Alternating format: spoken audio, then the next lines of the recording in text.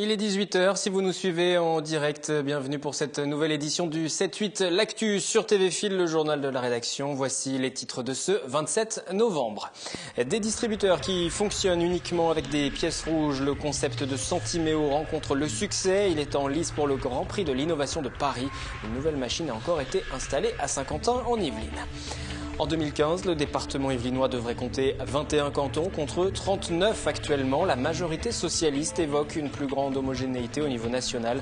L'opposition parle de charcutage électoral. Le Millefeuille, une librairie solidaire qui va mener en partenariat avec la ville de Trappes l'opération Graines de culture. Anne-André Beaugendre, conseillère municipale de Trappes en charge de l'économie sociale et solidaire, nous en dira plus. Elle est l'invitée de cette édition. À ses côtés, Florent Fesneau, directeur du centre social Luxero.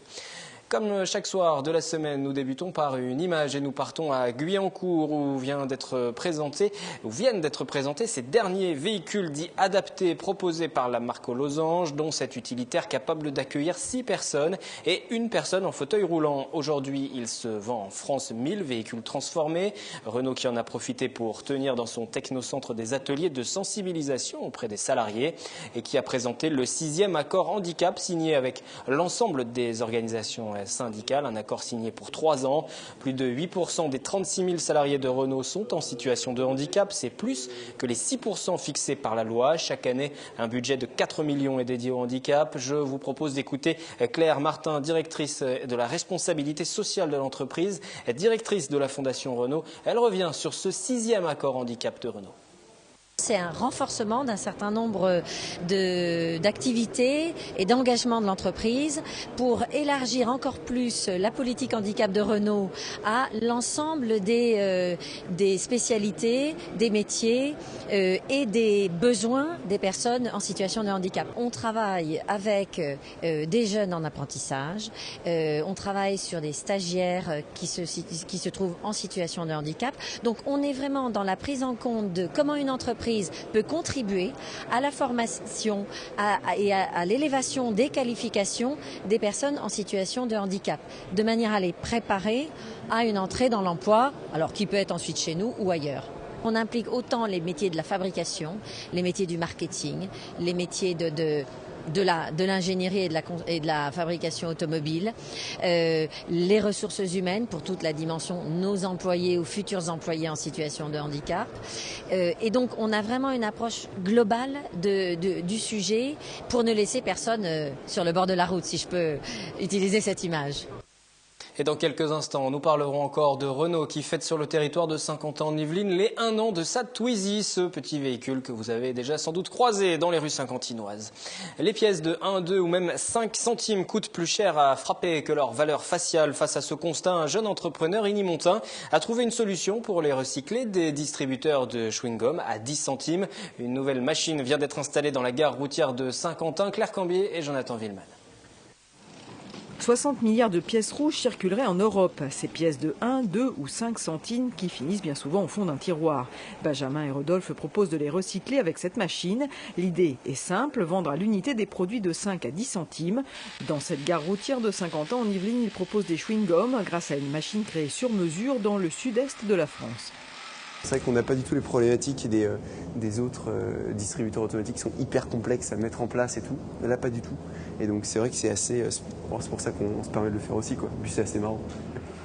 Ces deux commerciaux sont devenus de vrais bricoleurs. Leur entreprise Centiméo a été créée en août 2012. Benjamin, le fondateur, s'est vite entouré de Rodolphe, son associé. Un apprenti, Ramesh, vient compléter l'équipe. Chaque mois, il récupère le produit des ventes et recharge les machines, en général de 100 à 200 € par distributeur. Ce mardi, ils installent leur 38e machine. 8 autres devraient faire leur arrivée à l'université de Versailles-Saint-Quentin en Yvelines d'ici la fin du mois et ils ne comptent pas s'arrêter là. Là, on installe les premiers distributeurs de monodoses de gel antibactérien dans le métro à partir du 12 décembre. Objectif, 1500 machines d'ici 3 ans. Les jeunes entrepreneurs visent une rentabilité fin 2014. Et vous, que faites-vous de ces fameuses pièces rouges qui encombrent nos porte-monnaies? Nous sommes allés vous poser la question. Réponse avec ce micro-trottoir. Elles s'accumulent dans le porte-monnaie et puis au moment où Où il y en a beaucoup, en général je m'en débarrasse en prenant une baguette ou un truc comme ça. Généralement j'en garde pas beaucoup, donc voilà. Ou dans la tirelire des enfants aussi. Ouais, c'est très facile, donc dans la cuisine j'ai un pot en verre et je les cumule et j'attends l'opération pièce jaune, voilà, pour les déposer. Je gère pas mes pièces rouges spécialement, je m'en sers quand j'ai des centimes à payer. Voilà. Ils sont au fond du porte-monnaie.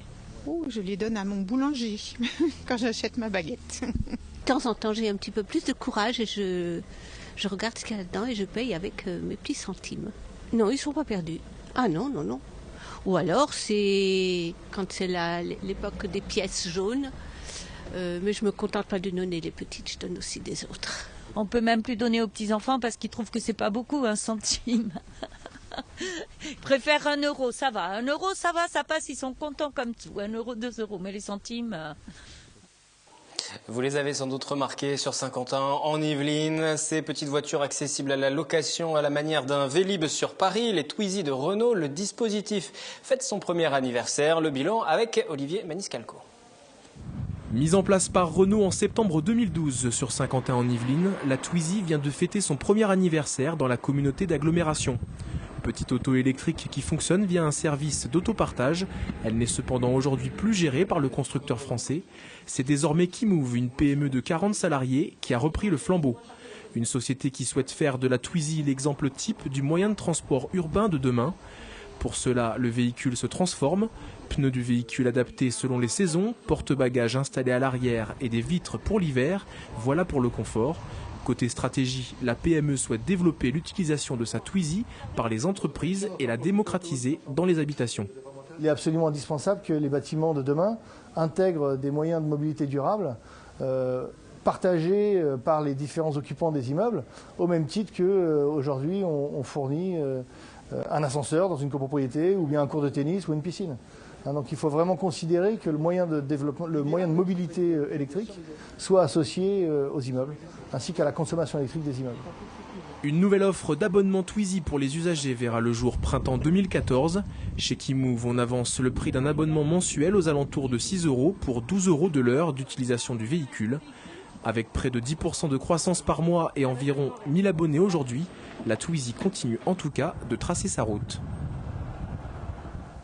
Et dès ce samedi à 20h15, vous retrouverez un nouveau numéro d'Équilibre, le magazine de l'environnement, dossier du mois consacré justement à la mobilité durable.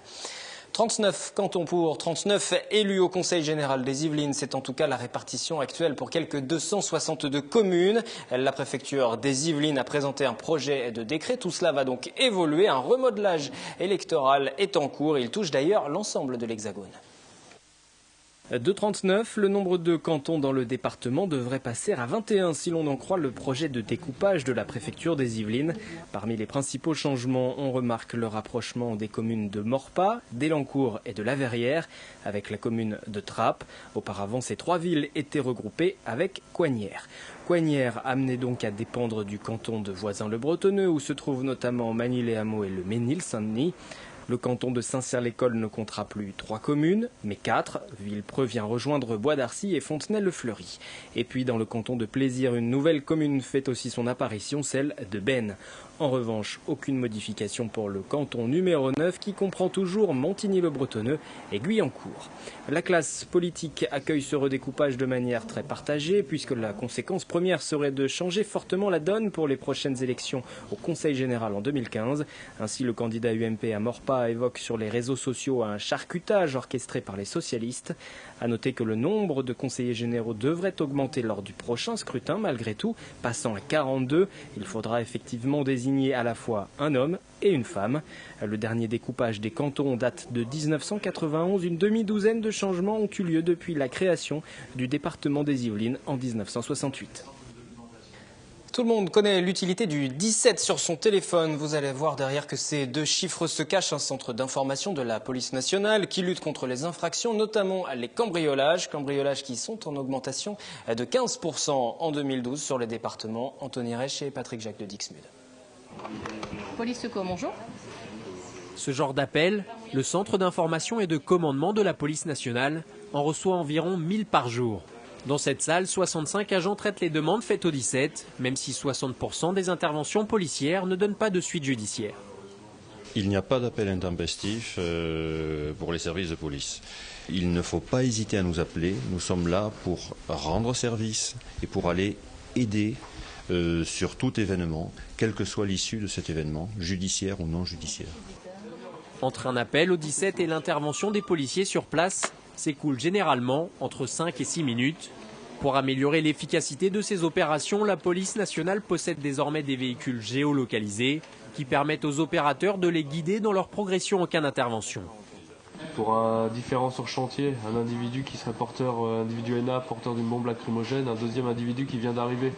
Ce sera un accident matériel de la circulation. Si en 2012, les cambriolages ont augmenté de plus de 15% dans le département, 35 à 40% sont résolus grâce à l'appel des victimes ou de leurs voisins. Tout témoin d'une infraction ne doit pas hésiter à composer le 17. On apprend encore trop de fois lors des enquêtes de voisinage menées par les équipes de terrain que des gens ont aperçu un véhicule, des personnes, un fourgon qui tournait et n'ont pas osé faire le 17 de peur de nous déranger.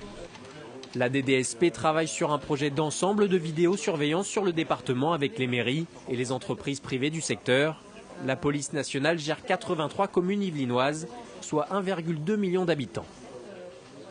Invité de cette édition du 27 novembre du journal, Anne-André Beaugendre, bonsoir. Bonsoir. Vous êtes conseillère municipale à Trappes en charge de l'économie sociale et solidaire. Face à vous, Florent Fesneau, bonsoir. Bonsoir. Directeur du centre social Luxeuro à Trappes. On va évoquer cette opération que vous menez en partenariat avec la librairie sociale Le Millefeuille, qui est aussi à Trappes. Va donc voir le jour un jardin partagé. Alors, qui m'explique ce qu'est un jardin partagé déjà ?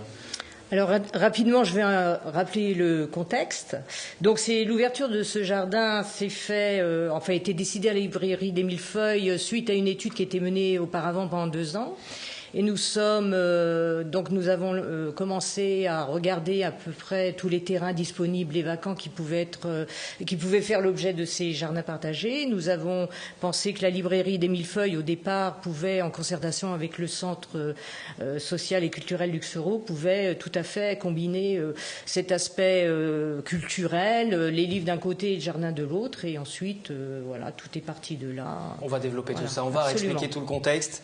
Malgré tout, un jardin partagé, j'aimerais bien savoir ce que c'est. Alors, c'est un jardin, c'est un lieu partagé par des habitants, porté par des habitants, avec le projet qu'ils auront choisi ou défini ensemble, qui peut être soit de la culture vivrière, des plantes, des fleurs, des arbres, enfin tout ce qu'ils ont envie d'en faire, en fait. Et, alors, comment ce centre socio-culturel Michel Luxeuro est arrivé dans ce projet ? Alors, comme vous l'avez dit, Madame Beaugendre, ça fait partie d'un plan de la commune d'élaborer des jardins partagés. Il y avait une estimation sur le fait que le jardin de la librairie des Millefeuilles pouvait accueillir un tel projet. Nous, le centre socioculturel, on a vocation à être avec le public, d'accueillir le public de Trappes. Et il y a 4 centres socioculturels à Trappes et on est sectorisé. Donc la librairie des Millefeuilles fait partie du secteur du centre socioculturel. Et comme vous travaillez avec cette librairie, le Millefeuille, il y aura forcément un événement symbolique pour ce lancement le 29 novembre, des graines contre des livres. C'est comme ça que ça va fonctionner, entre 15h et 20h, on pourra échanger des graines contre des livres. C'est le principe aussi de l'économie sociale et solidaire. La transaction, elle n'est pas toujours financière, elle est de biens, de personnes, de savoir-faire, de savoir-être, entre autres. Et donc je pense que cette initiative répond tout à fait à cette économie-là. Alors ça a fonctionné comment pour les gens qui nous suivent? Ils peuvent se rendre à la librairie avec des graines, ils auront des livres. Voilà, ça aussi. Le principe est très simple. Ils viennent avec des bulbes, des graines, de quoi faire planter des choses qui donnent des plantes. Et la librairie fournira des livres ils pourront repartir avec. Alors ça se passera vendredi entre 15h et 20h. Et ensuite, vous allez garder tout ça. La librairie va s'occuper de tout ça pour ensuite s'occuper du jardin. Ça commencera plutôt en mars. Alors le jardin, il se fait en 2 étapes. C'est-à-dire qu'on voulait commencer en novembre, mais avec le temps qu'il a fait, on n'a pas pu travailler la terre. Il a trop plu. Donc le travail en lui-même sur le jardin commencera en mars. Mais pendant la trêve hivernale, c'est-à-dire décembre, janvier, février, le groupe des jardiniers sera accueilli au centre socioculturel dans un atelier qu'on appelle développement durable, où ils pourront fabriquer du mobilier de jardinage à la base de récupération de palettes. Donc ces jardiniers en herbe, on va dire, hein, ce sont ces riverains justement qui sont autour de cette librairie. Ensuite, ça va se passer comment? Il y en aura d'autres, des jardins partagés comme cela, avec d'autres riverains qui pourront partager aussi? Nous avons voté le 21 octobre dernier, lors d'une délibération au conseil municipal, le principe de 3 jardins partagés, un sur la plaine de Naufle, un dans le quartier des Merisiers et un du côté pas très loin de la librairie, dans le quartier de la Gare, de façon à équilibrer la participation de chacun, des habitants, de nos concitoyens. Et puis j'espère que ce n'est que le début d'une belle aventure et qu'il y en aura bien d'autres. C'est de créer du lien social, l'objectif. Créer du lien social, de la mixité sociale, c'est un partage de savoir, savoir-être et savoir-faire. Ça combine plein de choses. C'est aussi des jardins pédagogiques tournés vers les enfants, les centres de loisirs, les écoles. Donc c'est ouvert à tous. En fait, personne n'en est exclu. Et l'intérêt, c'est que chacun y apporte sa graine, et ses connaissances. L'un des partenaires pour ce lancement, c'est donc la librairie, les Millefeuilles, où l'on vend des livres pour quelques euros. C'est à 2 pas de la gare de Trappes.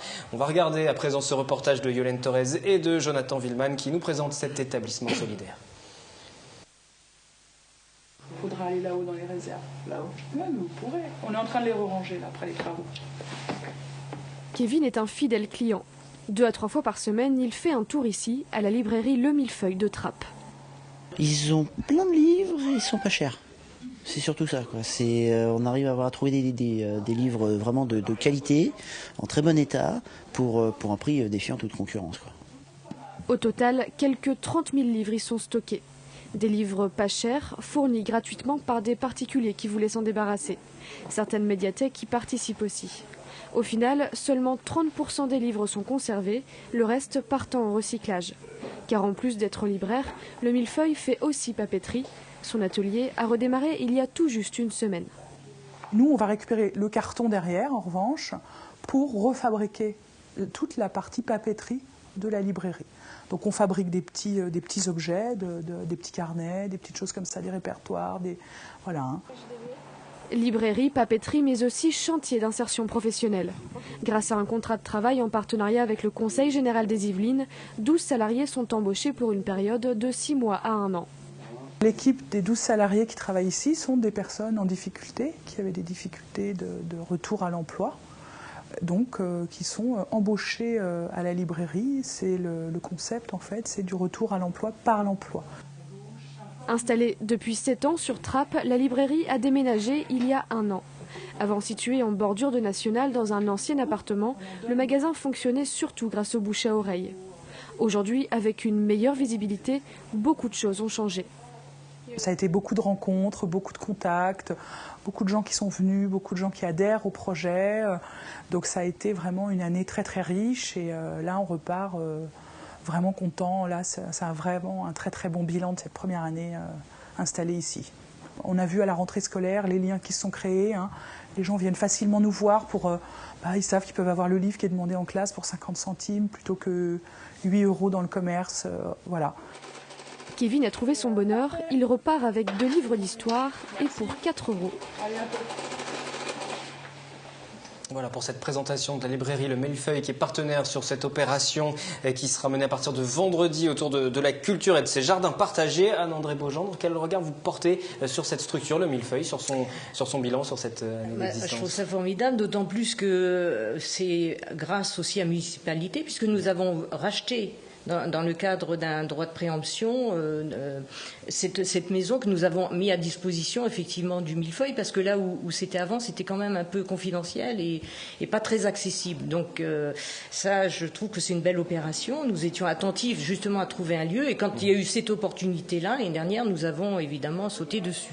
Bon, c'est bien que je pense que tout le monde était très satisfait, et Bleu Oxygène, qui est l'association que porte le Millefeuille, qui porte le Millefeuille, et puis évidemment la municipalité de Trappes. On peut que se réjouir qu'il y ait cette librairie, dans la mesure où elle disparaisse un peu partout, et je trouve que voilà, ce concept de librairie populaire, sociale et solidaire me ravit, et j'espère qu'on va aller encore plus loin. Vous êtes en charge de l'économie sociale et solidaire. C'est quoi l'économie sociale et solidaire? C'est ça, c'est ces exemples concrets dont Par on exemple, parle depuis tout c'est à une l'heure. économie qui est au service de l'homme. C'est une économie dans laquelle s'inscrivent tout ce qui est coopérative, mutuelle, association. C'est un homme, une voix, c'est une gouvernance démocratique. Donc la source n'est, enfin le but c'est pas le profit, ce qui ne veut pas dire qu'on ne fasse pas de bénéfices, mais en tout cas c'est une redistribution et c'est une richesse permanente et c'est une économie de proximité aussi parce que non délocalisable. J'en reviens à ces jardins partagés puisque c'est l'opération principale qui nous intéresse ce soir. On l'a vu, ce sont les riverains qui vont s'occuper de ce premier jardin qui ouvrira donc derrière cette librairie du Millefeuille qui est l'un des partenaires. Ensuite, il y aura un contrôle qui sera effectué. Vous allez voir ce qui est planté aussi. Il y aura un accompagnement au quotidien. Alors le principe de ce projet, c'est que les participants, les jardiniers, soient codécisionnaires. Donc c'est eux qui vont décider de ce qu'ils vont planter sur le jardin. Nous, on est là pour les accompagner, pour faire en sorte que c'est pour avoir une bonne vie de groupe. C'est ce qui n'est pas si facile, mais de faire en sorte que tout le monde s'entende et que tout le monde soit satisfait du travail, que les décisions soient prises collectivement. Et puis on encadre aussi dans le sens où on va organiser pratiquement chaque mois un événement culturel qui sera ouvert non seulement aux jardiniers mais aussi à tous les participants qui le souhaitent. Et on a avec ça un partenaire qui s'appelle l'association des Dalles qui nous propose de faire des interventions, que ce soit sur les techniques de semis, sur les techniques de jardinage, mais aussi... un accompagnement vraiment pour ça. Voilà, pour le jardinage, mais aussi on pense, donc c'est dans les projets, il faut que ce soit aussi réfléchi avec les habitants, mais faire des événements autour de la musique végétale, autour de la poésie, de la lecture, du café-débat dans le jardin. Vous n'avez pas peur qu'il y ait trop de demandes? J'espère que si, il y en aura. Il va falloir mettre tout le monde d'accord, il va falloir se partager ce jardin. Mais le but, c'est aussi d'étendre cette dimension des jardins partagés. Et puis, un jardin, ça se vit à l'intérieur, ça se vit autour. Parce que je pense que c'est une animation, ce sont des rencontres, c'est une curiosité, c'est provoquer des rencontres, des histoires, et puis je pense de la solidarité. Voilà. Merci à vous deux d'être venus nous parler de cette jolie opération. Nous reparlerons de ces jardins partagés, bien sûr, dans nos prochaines éditions avec ce lancement vendredi. On reste dans la culture avec Pascal Croé. C'est un photographe professionnel qui laisse une grande part au hasard dans son travail. Rencontre avec cet artiste au Salon des photographes de Nofles-le-Château. Aurélia Debussy. On est du côté de Ben, toujours dans les Yvelines. Une photo qui a une petite histoire parce qu'en plus de ça, elle avait été primée dans un concours. Et c'est Jean-Jacques Ayagon d'ailleurs qui m'avait remis le prix en question. C'était dans les jardins du château de Versailles et je me rappelle que c'était un moment assez sympa. Et c'est une photo qui a été prise à côté de Ben en fait. Pareil, et tout à fait par hasard. Pour Pascal Croé, pas de mise en scène dans ces clichés. La bienveillance du hasard est au cœur de sa démarche artistique. Je fais partie des photographes un peu feignants. J'attends que le hasard bosse pour moi, beaucoup. C'est le cas aussi tout un tas de photos que j'ai faites, où je me suis trouvé peut-être au bon endroit, au bon moment. J'appuie sur le déclencheur et puis après je travaille un petit peu dessus en post-traitement, comme beaucoup aujourd'hui, de manière à pouvoir avoir la photo. Mais je ne la cherche pas spécialement. Donc j'ai pas de technique appropriée, j'ai pas vraiment de recette. Le fruit du hasard est vraiment un vrai complice pour moi en tout cas. Cette année, 19 artistes passionnés de création photographique se sont réunis à Nofles-le-Château à l'occasion du Salon des photographes.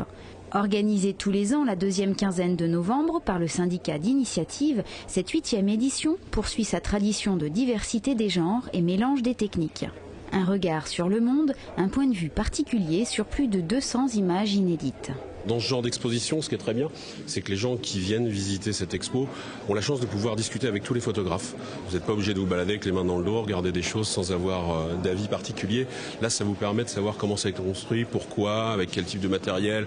Enfin, voilà, ça peut amener une multitude de discussions et de vrais échanges. C'est une agréable surprise pour nous de voir la qualité de cette exposition. C'est la deuxième fois que je viens ici à cette exposition de photographes et vraiment, il y a de très belles œuvres. Des univers variés, appréciés du public, venus encore nombreux cette année. Le journal revient demain, jeudi, 18h en direct pour un nouveau point complet sur l'actualité locale. Toutes nos éditions, tous nos reportages sont à revoir sur le www.tvfil78.com. Votre mercredi soir sur TVFil, c'est avec Aurélia Debussy pour un nouveau numéro de Kiosque, le magazine culturel, 18h30, 19h30 et 23h. À demain.